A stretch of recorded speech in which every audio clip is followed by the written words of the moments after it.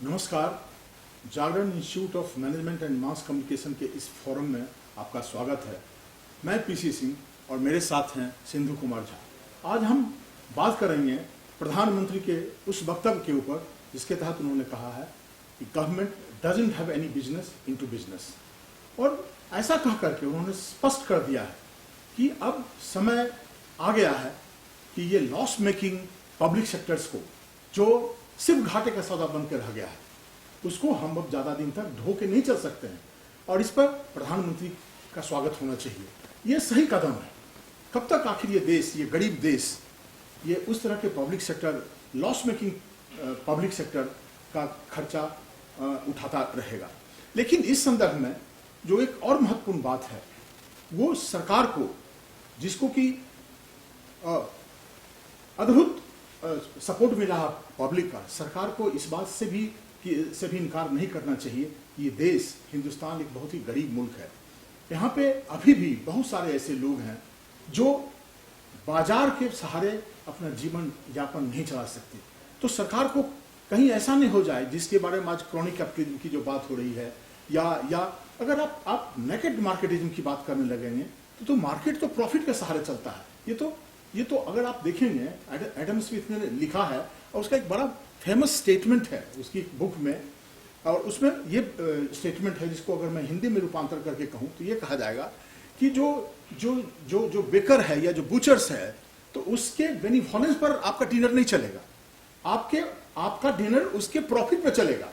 तो मार्केट का मूल मंत्र है प्रॉफिट, और इस बात से हम इनकार नहीं कर सकते हैं। लेकिन प्रधानमंत्री का जो ये फैसला है, और उससे स्पष्ट हो जाता है कि लॉस मेकिंग फर्म्स को टॉलरेट करने की जरूरत नहीं है और इसमें कोई बुरा भी नहीं है।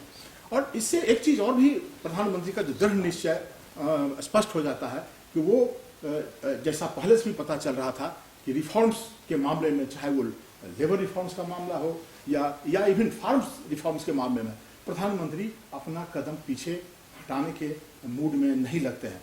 हालांकि ये बात अलग है कि जो किसानों का आंदोलन चल रहा है, इस पर भी कई तरह के बात, मतलब लोग कई तरह का चिंता व्यक्त कर रहे हैं, और इस पे सरकार को भी और प्रधानमंत्री को भी गंभीरता से सोचना चाहिए, क्योंकि मार्केट के सहारे यहाँ के देश के जो आज भी कृषि क्षेत्र 50% से ज्यादा लोगों की रोजी रोटी देता है, आप मार्केट के सहारे इसकी नहीं छोड़ सकते हैं।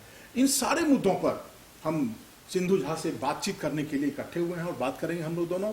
और क्या आपको लगता है जो प्रधानमंत्री ने जो कहा है, और उसमें उन्होंने साफ स्पष्ट किया है कि अब पहले से भी बात हो रही थी कि ये लॉस मेकिंग जो फर्म्स हैं उसको, तो ये तो बहुत सही कदम है, लेकिन जो मार्केट को उन्होंने कहा है और जो एक तरह का कंफ्यूजन पैदा कर रहा है कि अब मार्केट का, मतलब प्राइवेटाइजेशन को खुली छूट दी जाएगी, ये इस पर आपका क्या कहना है? देखिए, एक कहावत है कि आप जो है बाथ टब में अगर बेबी है तो पानी को फेंकिए, ना कि उस बेबी के सहित उस पानी को फेंकिए, जो कहा जाता है। पब्लिक सेक्टर हम सही समझते हैं, आज उसमें जंग लग गया है, प्रॉफिटेबिलिटी कम हो गई हो, अब वो दुधारू नहीं है। लेकिन जो दुधारू हैं, जो दूध दे रही हैं, जो प्रॉफिट दे रहे हैं, हमें उनको और मजबूत करने की ज़रूरत है। और ये जो चाइना का जो इकोनॉमी है, इससे हम लोगों को सबक लेनी चाहिए। मैं ये नहीं कहता हूँ कि सिर्फ चाइनीज़ इकोनॉमी ही हमारे लिए आइडियल है।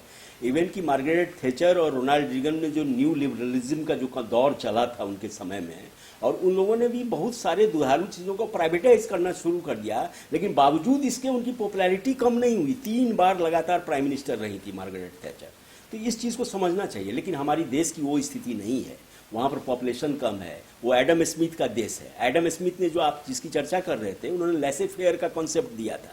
लेसे फेयर का कॉन्सेप्ट इसलिए दिया था कि उसमें जो फ्यूडल लॉर्ड्स हैं या जो मोनार्क हैं वो इंटरफेयर नहीं करे, यानी जो स्टेट चलाते थे, स्टेट को इंटरफेयर करने का कोई हक नहीं होना चाहिए। अगर मर्केंटाइल कैपिटलिज्म को उस युग में वो ये बात कही गई, आज हम डिजिटल कैपिटलिज्म के दौर में रह रहे हैं, तो बहुत बढ़िया बात है कि हम वेल्थ क्रिएटर को वेल्थ क्रिएट कराएं ताकि हमारा ग्रोथ बढ़े। लेकिन ग्रोथ बढ़े तो ये भी हमको देखना पड़ेगा किसका, किस एरिया में ग्रोथ किसका हो रहा है। आप जिस क्रॉनिक कैपिटलिज्म की बात कर रहे हैं, ये नहीं, इसी समय आप पिछला 2 साल का रिकॉर्ड देख लीजिए, वेल्थ क्रिएटर्स बढ़े हैं इस देश में, लेकिन उसी रफ्तार से तेजी से बेरोजगारी भी बढ़ी है। अगर वेल्थ क्रिएटर बढ़ेंगे, जाहिर सी बात है उनका उनका उनका जो कैपिटल है वो बढ़ेगा तो रोजगार बढ़ेगा। एकदम लेकिन सही आपका कहना है। जब से इकोनॉमिक रिफॉर्म्स का मामला शुरू हुआ, हम तो प्रभात पटनायक जैसे बहुत लोगों को पढ़ते रहते हैं, उन्होंने लिखा कि जो अनएम्प्लॉयमेंट का माने जो बेरोजगारी जो बढ़ी है उस फेज के बाद की बात है। अब पूरी दुनिया में, सिर्फ इंग्लैंड में नहीं, मैं तो कहा कहीं कई अब देश का देखिए, बड़े से बड़े जो लोग मार्केट इकोनॉमिक्स की बात करते हैं, जो बड़े से बड़े जो उनके एक्सपर्ट्स लोग हैं, जैसे जिनकी जैसे उदाहरण के लिए मैंने लैरी समर का नाम लेना चाहूंगा, उन लोगों ने भी इस बात को रियलाइज किया कि अगर आप मार्केट के ऊपर थोड़ा सा कंट्रोल नहीं रखेंगे और उसकी खुली छूट दे देंगे तो फिर बहुत मतलब इसका फिर कोई और अंत नहीं है, क्योंकि मार्केट तो प्रॉफिट के ऊपर काम कर रहा है, उसको किसी वेलफेयर से लेना देना नहीं है।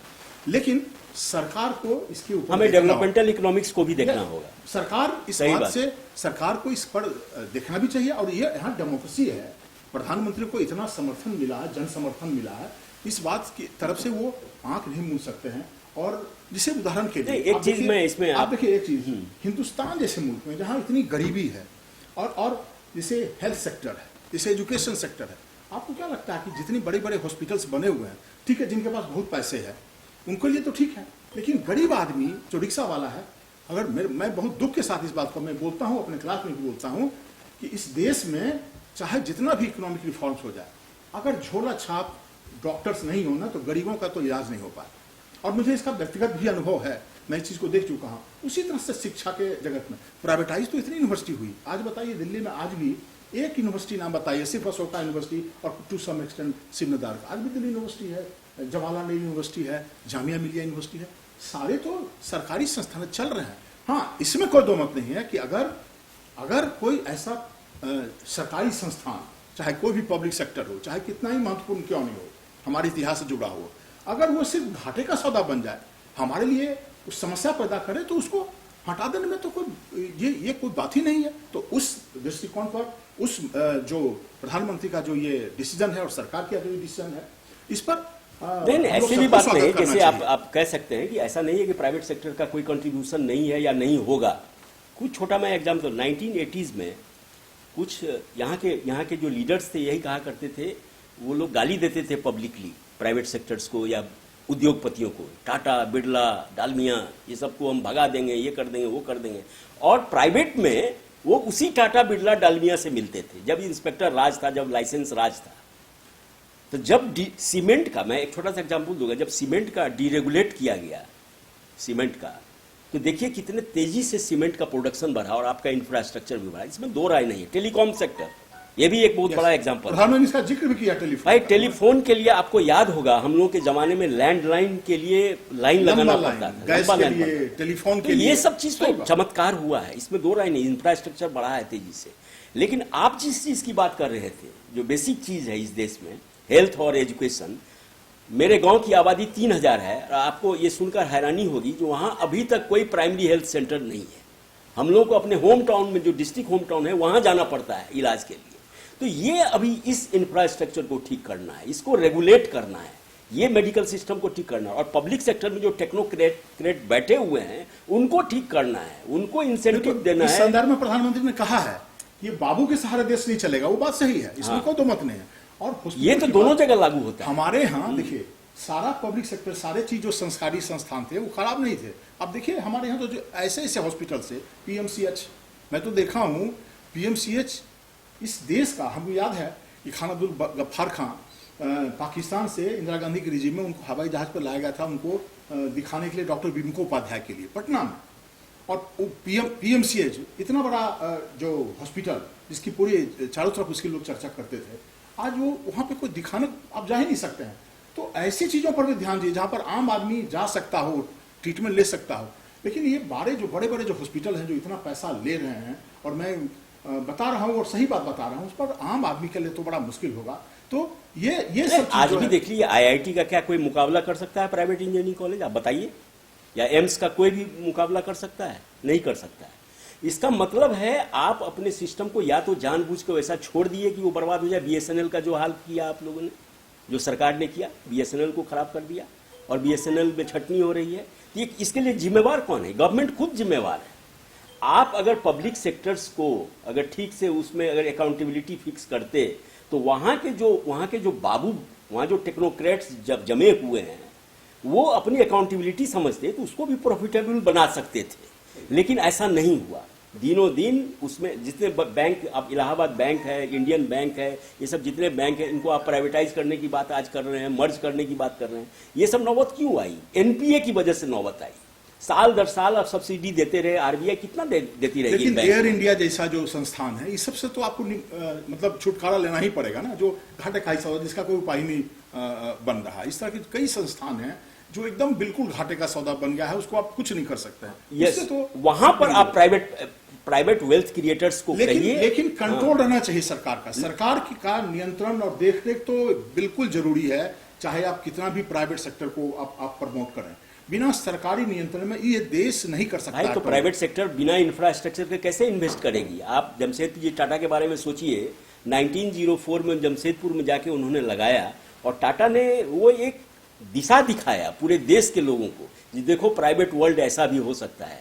आप जाइए जमशेदपुर, कभी घूम के आइए, वो लगेगा ही नहीं कि ये मैं बिहार में, पहले तो बिहार का ही तो पार्ट था, लगेगा ही नहीं ये बिहार का कोई टाउन है।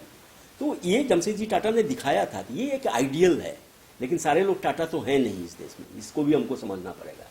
तो इस देश में जो आवारा पूंजी है, जिसको हम क्रॉनिक कैपिटलिज्म कहते हैं, उस पर अंकुश लगाना सबसे ज़्यादा जरूरी है। और अनलेस और अनटिल की इस आवारा पूंजी पर, इस क्रॉनिक कैपिटलिज्म पर हम जब तक क्लियर गाइडलाइंस नहीं निकालते हैं, तो ये जो वेलफेयर स्टेट का जो कॉन्सेप्ट है हमारा डायरेक्टिव प्रिंसिपल और स्टेट पॉलिसी में, ये बेमानी है कहना चाहिए। हमारे जो पूर्वजों ने जो कुछ, मैं समझता हूं हम लोग कई मुद्दों पर, इससे जुड़े कई पक्षों पर बातचीत किया है, और अगली बार जब हम मिलेंगे तो किसी नए मुद्दे के साथ मिलेंगे। तब तक के लिए धन्यवाद। Thank you.